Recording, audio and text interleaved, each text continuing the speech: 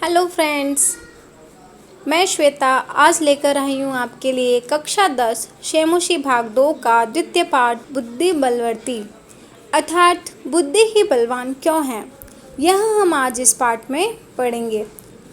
अक्ल बड़ी की भैंस जब पूछा जाता है तो कहते हैं अक्ल बड़ी। तो अक्ल किस प्रकार बड़ी है यह जानने के लिए हम इस कथा के माध्यम से पढ़ेंगे। किस तरह से बुद्धि बलवान होती है यह हम इस पाठ के माध्यम से सीखेंगे। बुद्धि बलवर्ती, बुद्धि ही बलवती होती है हमेशा।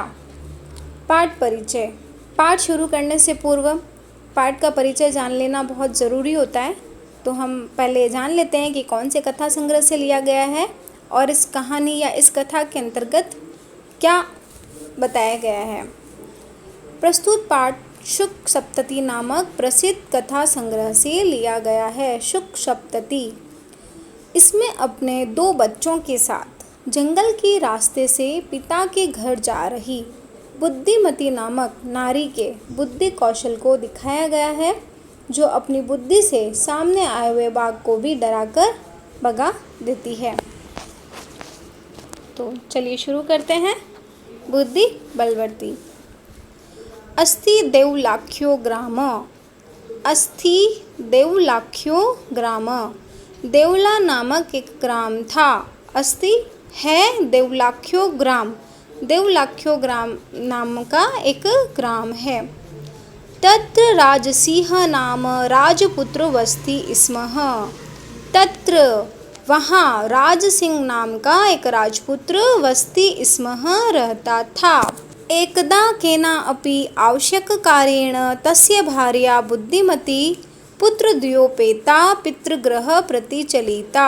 एकदा एक बार, केनापि किसी आवश्यक कार्येण, केनापि किसी आवश्यक कार्य से, तस्य उसकी, भार्या अर्थात पत्नी, बुद्धिमती पुत्रद्वयोपेता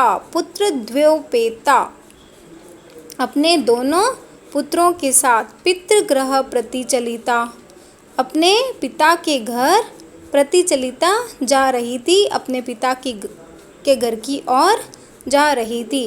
पुत्रद्वयोपेता अर्थात अपने दोनों पुत्रों के साथ।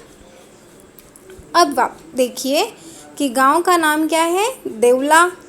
एक गांव था, वहाँ पर राज सिंह नाम का एक राजपुत्र रहता था और उसकी पत्नी का नाम था बुद्धिमती, जो कि अपने 2 पुत्रों के साथ में अपने पिता के घर पे जा रही थी। मार्गे गहन कानेन सा एकम व्याघ्रम ददर्श।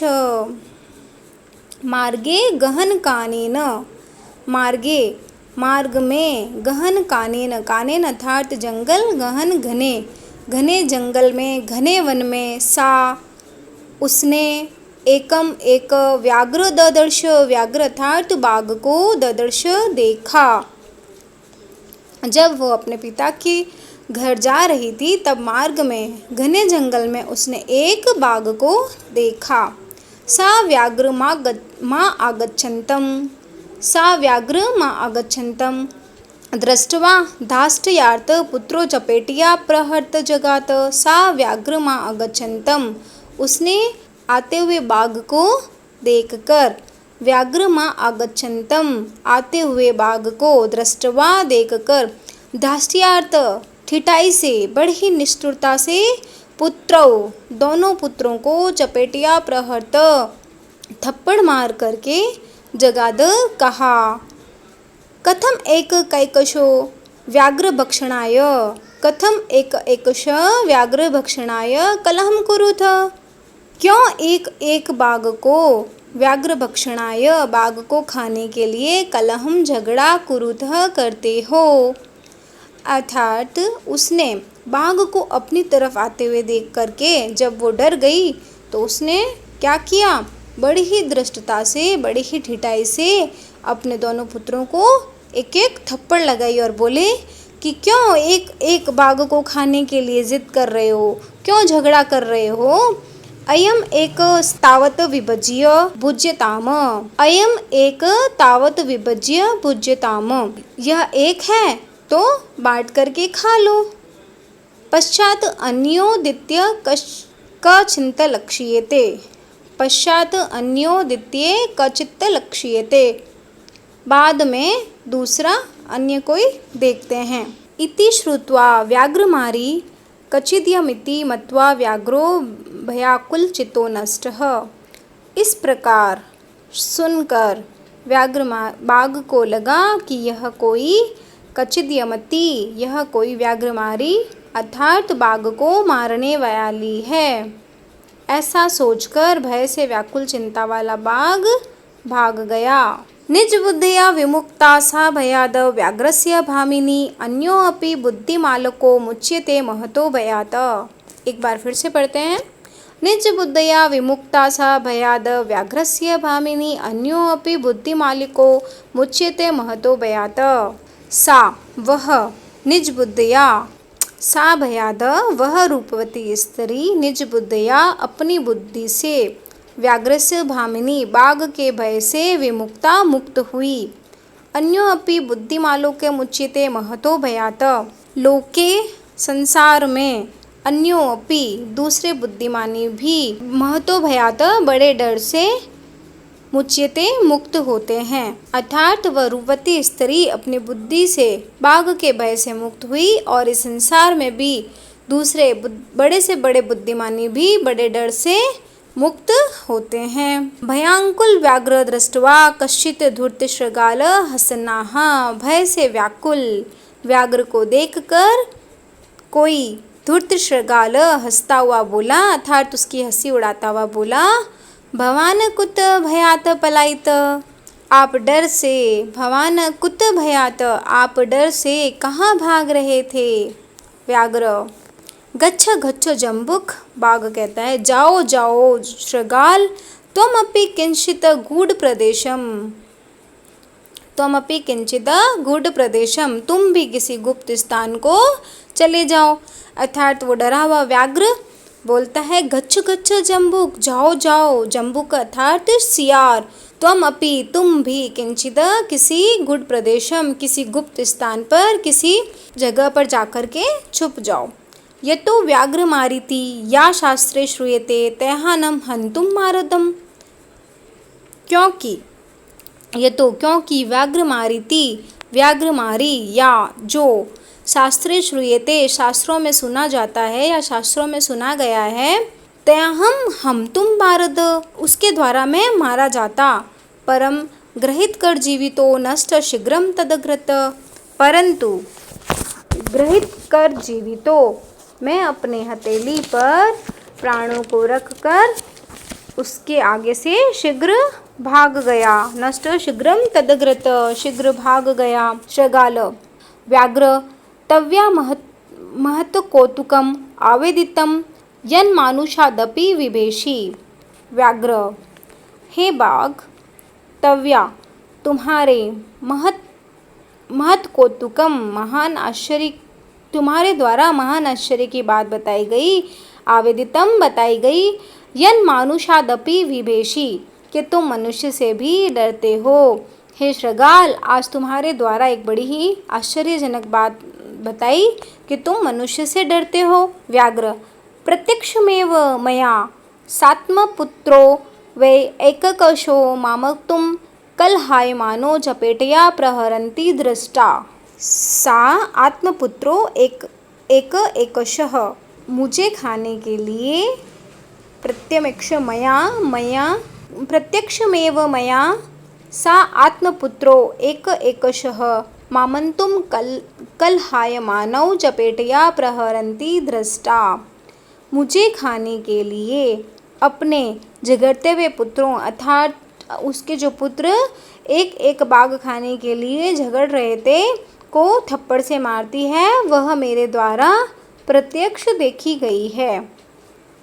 जम्बूकस्वार सियार स्वामिन, हे स्वामी, यत्रास्ते सा धूर्ता तत्र गम्यताम। जहाँ वहाँ धूर्त है, जहाँ वह पे धूर्त है वहाँ चलो, अर्थात जहाँ पर वो व्याघ्र मारी है मुझे वहाँ पर ले चलो। व्याघ्र बाघ तव पुनः तत्र गतस्य, यदि आपने पुनः वहाँ जाने पर सा सम्मुख यदि आपने पुनः वहाँ जाने पर वो सम्मुख दिखती है, तर्हि तव्या अहम हंतव्य इति, तो मैं तुम्हारे द्वारा मारने योग्य हूँ।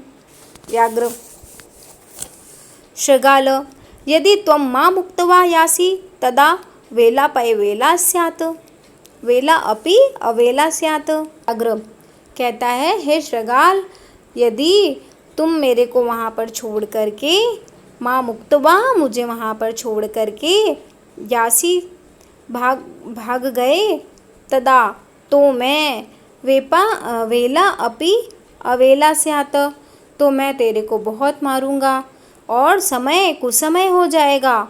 व्याघ्र कहता है कि हे शृगाल, अगर तुम मुझे वहाँ पर उसके सम्मुख लेके गए और मुझे वहाँ पर छोड़ करके भाग गए, तो जो समय है वो कुसमय हो जाएगा, अर्थात अच्छा नहीं रहेगा। जम्बुक यदि एवं तर्हि माँ निज गले बद्धवा चल सत्वरम। जम्बुक सियार बोला, यदि ऐसा है, तर्हि तो मुझे, माम निज गले, तो मुझे अपने गले में, बंधवा बांधकर, चल सत्वरम, शीघ्र ही ले चलो, सत्वरम शीघ्र ही चलो। स व्याघ्रः तथा कृत्वा काननययो, वह बाघ वैसा ही करके, तथा कृत्वा वैसा ही करके, काननययो वन में गया। जम्बुक ने व्याघ्र को बोला कि यदि तुम ऐसा सोचते हो कि मैं तुम्हें वहाँ पर छोड़ करके भाग जाऊँगा, तो तुम मुझे अपने गले में बांध करके वहाँ पर ले चलो। और बाघ ने वैसा ही किया और वो वैसा करके वन में गया।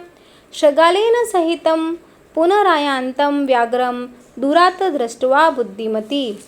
शृगाल के साथ, शृगालेन सहितं, शृगाल के साथ, पुनरायान्तम व्याघ्रः, फिर से आए बाघ को, दूरात दूर से, दृष्टवा देखकर, बुद्धिमती चिंतितवती सोचने लगी। जम्बुक कृतोत्साहत व्याघ्रात कथम मुच्यताम।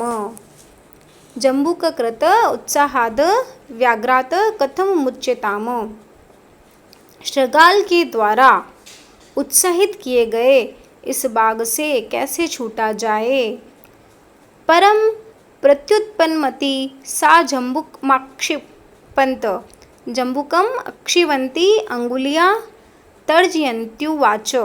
परंतु उत्पन्न हुई बुद्धि वाली वह शियार पर आक्षेप लगाती हुई अंगुली से इशारा करके, तर्जयंती उवाच, डांटती हुई बोली, रे धूर्त, अरे धूर्त, तव्या दत्तम मह व्याघ्रत्रयम पूरा।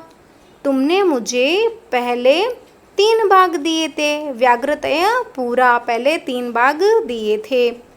विश्वास्य अद्य एकम अनथि, विश्वास्य अद्य एकम अनीय कथम यासी वदाधुना। आज विश्वास दिला करके, 1 ला करके कैसे जाते हो, वदाधुना अब बताओ। अर्थात बुद्धिमती ने अपनी उत्पन्न बुद्धि से शियार पर आक्षेप लगाते हुए ऐसे बोला कि हे शियार, हे धूर्त, तुम तो पहले मेरे लिए 3 बाघ लेकर के आए थे और अब विश्वास दिला करके 1 बाघ लेकर के कैसे जाते हो, अब बताओ। इत्युक्त्वा धाविता तृणव्याघ्रमारी भयंकरा व्याघ्रोऽपि सहसा नष्ट गलबद्ध शृगालक। इस प्रकार से, ऐसा इत्युक्त्वा धाविता तृणव्याघ्रमारी भयंकरा, ऐसा कहकर वह शीघ्र ही दौड़ पड़ी। व्याघ्रमारी शीघ्र ही दौड़ पड़ी और गले में बंधा हुआ सियार वाला बाघ भी भाग गया।